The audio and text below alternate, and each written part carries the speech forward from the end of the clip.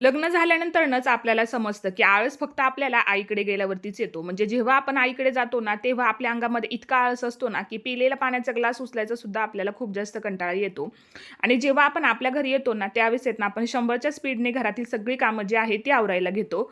आता मी सुट्टीवरून आल्यानंतर ना, थोडीशी घरातील क्लिनिंगची जी काही कामं होती ना, ती मला आवरायची होती. आता जेव्हा मम्मीकडे होते ना, तेव्हा माझ्या अंगामध्ये इतका जास्त आळस होता ना, की मला काहीच काम करावंसं वाटत नव्हतं. आणि इकडे आल्यानंतर आहेत ना, अगदी 100च्या स्पीडने सगळी घरातील जी काही कामं आहेत ना, तर ती मी आवरायला घेतलेली होती. आता तुमच्यासोबत सुद्धा असंच होतं का? कमेंट करून मला नक्कीच सांगा. त्यानंतर ना थोडीफार सकाळची जी काही कामं होती ती आवरायला घेतली. आता म्हटलं चला सगळ्यात आधी भांडी वगैरे जी आहे ती क्लीन करून घेऊयात. कारण की सकाळचा जोपर्यंत आपण किचन क्लीन करून घेत नाही ना, तोपर्यंत घरातील काम आपलं झालेलं आहे असं आपल्याला वाटतच नाही. सगळ्यात शेवटी मग गॅसचा ओटा आहे तो सुद्धा सगळा व्यवस्थित घासून वगैरे क्लीन करून घेतला. तर चला आजच्यासाठी एवढंच. कसा वाटला मिनी ब्लॉग कमेंटमध्ये नक्की सांगा. भेटूयात उद्याच्या व्लॉगमध्ये. तोपर्यंत बाय.